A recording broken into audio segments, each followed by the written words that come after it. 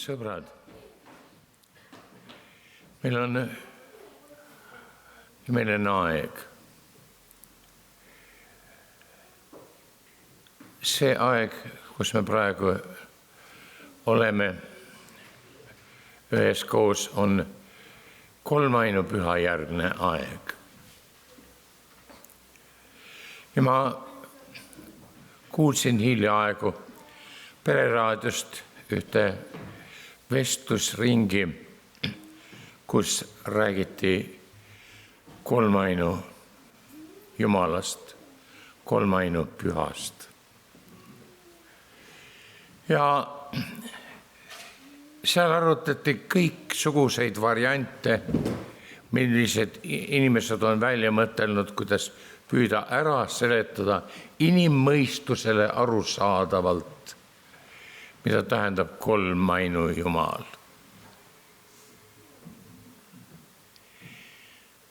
Ja see tegi mind väga murelikuks. Kui me püüame ise oma mõistusega Jumala olemusest aru saada. Kui me püüame ise ära seletada seda, mida tähendab kolmainus Jumal. See käib meie inimlikule mõistusele üle jõu, sest selles on ühendatud ju nähtamatu maailm. Ja kas me teame, mis selles nähtamatus maailmas on? Ei tea. Kui keegi tahaks tark olla ja ütelda, oi, meil on imelikud kogemused ja tunnistused kõik ja me võime rääkida, missugune see nähtamatu maailm on, siis ma ütlen teile, olge väga ettevaatlikud. Meile ei ole antud mitte sellest rääkida, mis teispool piiri on, aga meil on antud seda tunnetada. Ja nüüd olen ma küsinud Jumala käest palju kordi, ütle, mis on sinu plaan või sinu tee või kuidas sina pead seda nüüd õigeks. Mis te arvate, kas alati olen vastuse saanud? Ei ole alati vastust saanud. Sest mitte minu tahtmine ei tähenda, et nüüd peab kohe see vastus tulema, vaid Jumal annab vastuse omal ajal. Aga ilma aegu ei ole ma seda kirja kohta lugenud, sest siin selles kirjakohas on ju kolmainsus varjatud kujul olemas. Jeesus ütleb, seda olen mina teile rääkinud teie juures viibides. Jeesus, Jumala poeg, ütleb seda. Aga trööstija püha vaim, kelle minu isa läkitab minu nimel, see õpetab teile kõik ja tuletab teile meelde kõik, mis mina teile olen ütelnud. Kes saab ütelda, siin ei ole mitte Jumala kolmainsust. Kui poeg räägib pühast vaimust ja ütleb, vaim, kelle minu isa läkitab minu nimel, see õpetab teile kõik ja tuletab teie meelde kõik. Ilma aegu näeme vaeva, kus püüame mõistusele ära seletada seda, mis on seletamatu. Aga uskuda on tarvis. Ja Jumal on väga lähedal.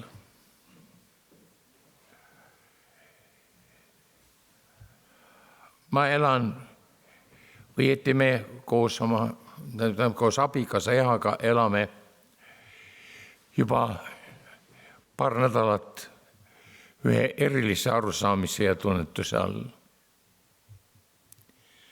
2. juunil olin ma Tartus ja salvestasime Enoki põlvkonna järjekordset saadet, mis tuleb tegelikult kuuldavaks Pereraadios võidupühal kell 19. Ja kui me siis koju hakkasime sõitma ja ma tanklas käisin autot tankimas, siis see kõrge bensiini hind ärritas ja häiris mind nõnda, et ma pahandusin.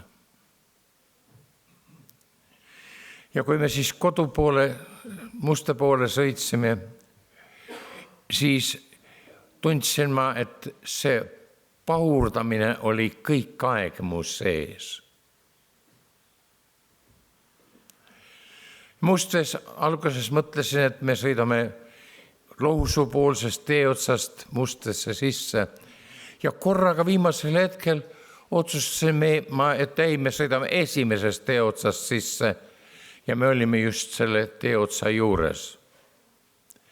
Ja siis ma pöörasin, aga kiirus oli liiga suur selleks pöördeks ja ma sõitsin sisse ja välja sõitu jaotava saarekese pihta, äärekivide pihta. Käis tugev raksatus ja nii kui see raksatus käis, nii korraga ütles Jumal mulle, see on sellepärast, et sa pahurdasid.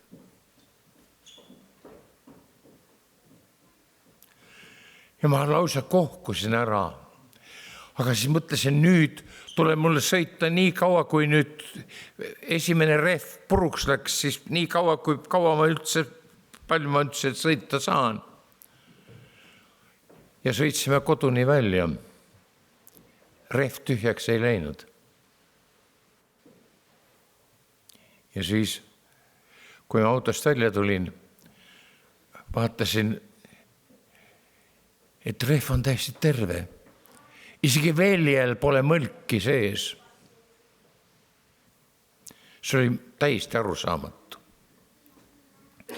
Ja siis hakkasime Ehaga majja sisse minema ja asjad, mis meil autos olid, said tõstetud trepi peale.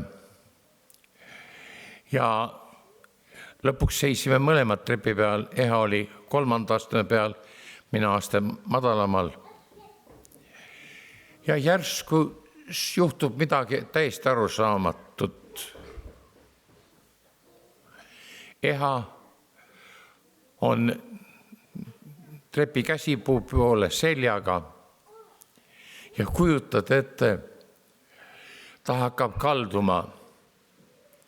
Ta kukub trepi käsipuu alt läbi ja sinna trepi kõrvale maa peale. Ja mina küsin, ma ei oska mitte midagi teha, sest ma olin rohkem kui samm kaugel ja ma ei saanud temast kinni haarata. Ja siis küsin ma rumala küsimuse, kust sa haiget said? Ja tema vastab, ma ei saanudki haiget. Aga seal on trepi kõrval tema tehtud lilleklump ja selle lilleklumbi äärde on ta pannud kivid. Ja ta kukkus nende kivide peale. Ja minule täiesti arusaamatu, kuidas see võis juhtuda, et ta haiget ei saanud. Siis korraga mõtlen järele, et Kuule, aga see kukkumine oli väga kummaline. Ta kukkus väga aeglaselt.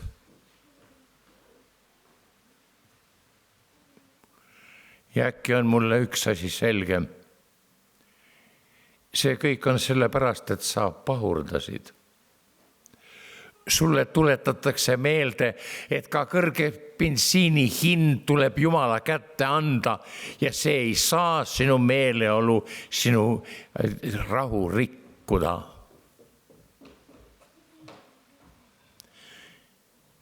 Ja siis ei olnud muud kui ainult andeks paluda.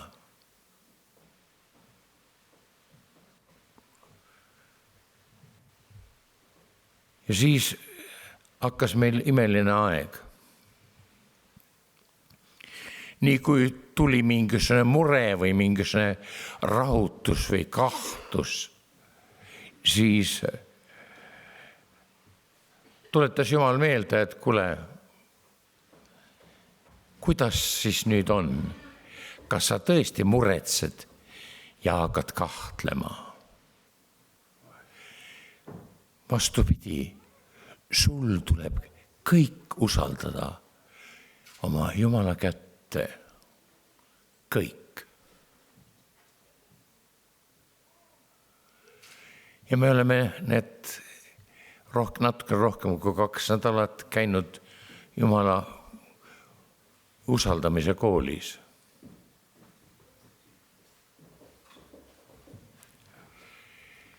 Ja nüüd kirjasõna, mida ma täna teile lugesin, rahu ma jätan teile, oma rahu ma annan teile. Mina ei anna teile nõnda, nagu maailm annab. Teie süda ärgu ehmugu ja ärgu mingu araks. Ja kujutad sa ette. Jeesus tahab midagi anda meile. Aga meie, inimesed, meil on nii palju oma mõtlemist, oma hädas olemist, oma rahutust, oma kahtlusi. Me oleme nii iseennast täis, mina täis, et ta ei pääsegi meie ligi. Ja kui ta ütleb, rahu ma jätan teile, oma rahu ma annan teile, siis me küsime, no hea küll, jah, sa annad küll, jah, kõik on hästi. Aga kas te teate, kõige suurem häda on see, et me jätame selle rahu vastu võtmata. See on meie teadvuses. Aga meie süda mästab meie sees Ukraina pärast, koroona pärast. Me tahame maailma tarkusest teada saada, mis see Ukrainas siis õieti toimunud on. Me tahame teada saada ja miks pärast see koroona on meile tulnud. Ja ikka ja jälle me tahame teada saada, me tahame. Aga Jeesus ütleb, rahu ma jätan teile, oma rahu ma annan teile. Aga Jeesus ei ole saanudki oma rahu meile jätta ja anda, sest meie uksed rahu vastu võtmiseks on kinni.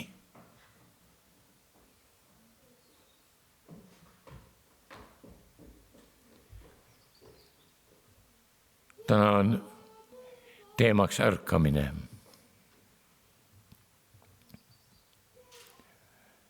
Me palume küll ärkamise pärast. Aga minu viimaste aegade probleem on, võib-olla ärkamine ei saa sellepärast tulla, et me ei ole avatud ärkamiseks. Meil on ikka meie oma mina sees. see on nii kõrge lävepakk, et sealt ei pääse ärkamine läbi. Ta ei pääse sealt üle. Sest see oma minu mure, minu hirm, minu kartus, minu rahulolematus, minu pahameel, minu inimeste vahele vahe tegemine, et ma mõtlen, need on kõik kehvemad inimesed, need teised ja mina olen see õige inimene. Need on kõik need lävepakud, millest ärkamine üle ei pääse.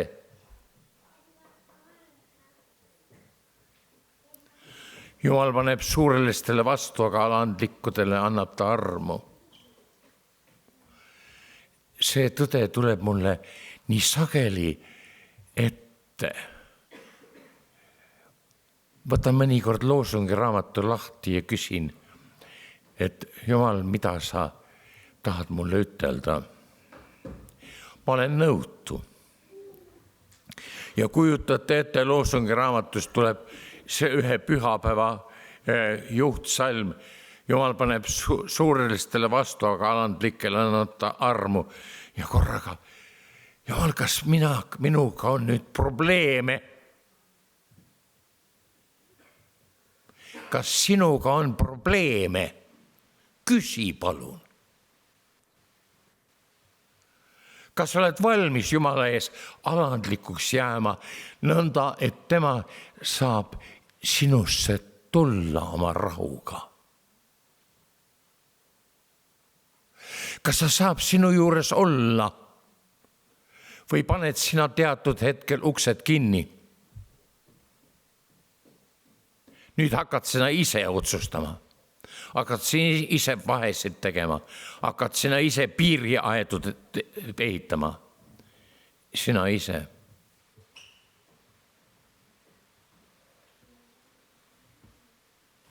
Sõbrad,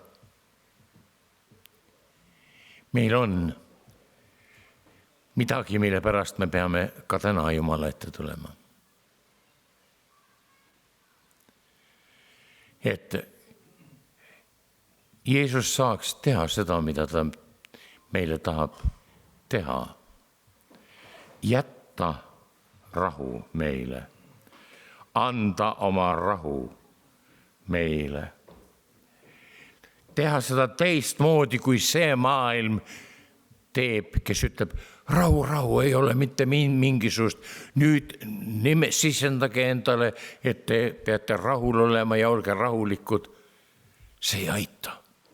Ei aita. Ma ei ole näinud inimest, keda see oleks aidanud. Ei ole näinud. Aga tunnen küll, et kui ma olen valmis olema avatud talle, siis korraga tuleb rahu minusse.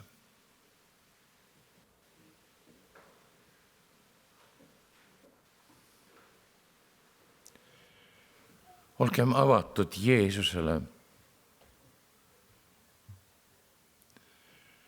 Teie süda ärgu ehmugu. Ega ärgu mingu araks. Kas teis kelleski on kartust?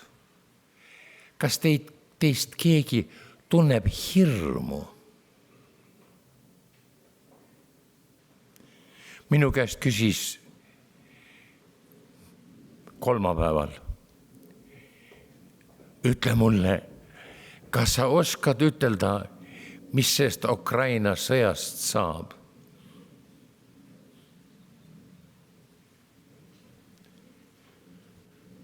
Ma tundsin selles küsimuses rahutust. Ja ma küsisin Jeesuselt, mida ma pean talle vastama. Ja siis ma ütlesin, ka see kõik on Jumala käest, Jeesuse käes. Tema teab. Ja me ei pruugi tunda hirmu. Ei pruugi tunda hirmu selle pärast, et tema teab ja kõik on tema käes ja tema vastab meile omal ajal.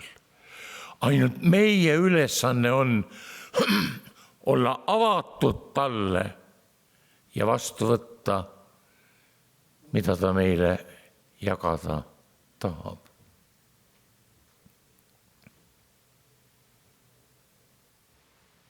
Sõbrad, mul on teile südame peale panna, et meist mitte keegi ei ole täiuslik. Ei ole täielik Jumala lapsi, saab ütelda, halleluuja, minuga on kõik probleemid lahendatud. Me oleme kõik poolel teel, sest me ei ole nägemisse astunud, vaid oleme veel selles maailmas.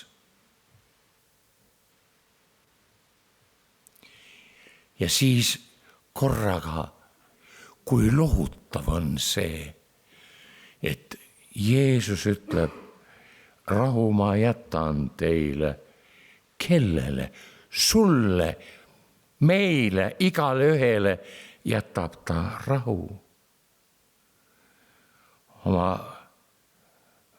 rahu ma annan teile.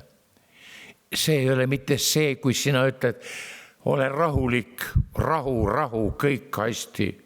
Ei ole, vaid see on see, et tema annab oma rahu sulle.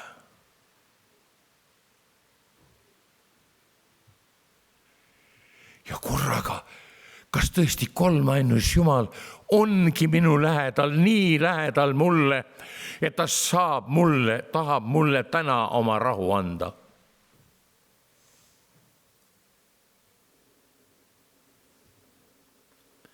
Miks sa peaksid kahtlema selles? Miks sa peaksid olema umbusklik? Ja miks sa pead oma mõtlemise sinna vahele panema?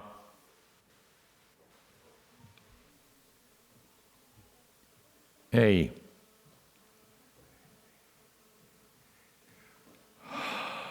Mina ei anna teile nõnda, nagu maailm annab. Teie süda ärgu ehmugu ja ärgu mingu äraks. Sõbrad, kui ma ise täna julgeks selles teadmises, et Jeesus annab oma rahu minusse ja et see tõepoolest tuleb minu juurde. Mina ise seda rahu ei tee. See on tema rahu. Siis, kallid sõbrad, ei olegi ju mitte midagi rohkem vaja. Kolm ainus Jumal kogu oma täielikus olemises on sel hetkel praegu sinu juures.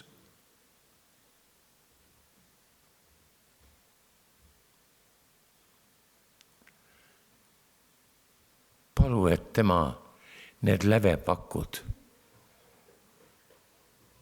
tasandaks, madalaks teeks, et need minu sees olevad lävepakud, sinu sees olevad lävepakud ei saa takistuseks tema rahu tulekule.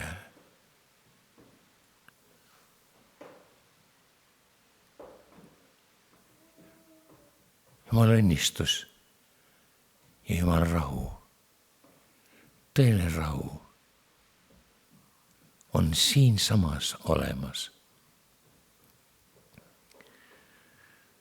Ja meie nüüd kummardume tema ette. Jeesus, sinu rahu. Palun täida oma rahuga meid kõiki. Ja aita, et see rahu oleks nii suur, et sina saaksid meie juurde tulla meie sisse tulla ja meid üles äratada. Me ei oota mitte, et need inimesed, kes meie ümber on, ärkaksid, vaid me palume sind, luba see sündida, et mina ärkaksin sulle. Sind vastu võtma, sinuga koos edasi minema, sinu käest seda õnnistust tunnetama ja seda suurt andi enda sees vastu võtma, mis paisub ja paisub ja paisub, aina suuremaks saab. Jeesus, sa armastad meid. Sellepärast jätame kõik nüüd sinu kätte. Oma maa, oma rahva. Ja täname sind, et sa saadad ärkamise. Täname sind selle eest. Aga et see ärkamine algab kõigepealt meist, vennast ja kogudusest algab kõigepealt see ärkamine. Et meie astume su ette ja ütleme, anna mulle andeks, et mina olen nii tähtis tõkke sinu teel minu juurde. Ja nüüd, Jeesus, üheskoos austame sind ja täname sind. Ka Ukraina anname sinu kätte. Ja sina tead seda õiget aega, millal sa annad lahenduse. Aga anname ka oma rahva sinu kätte.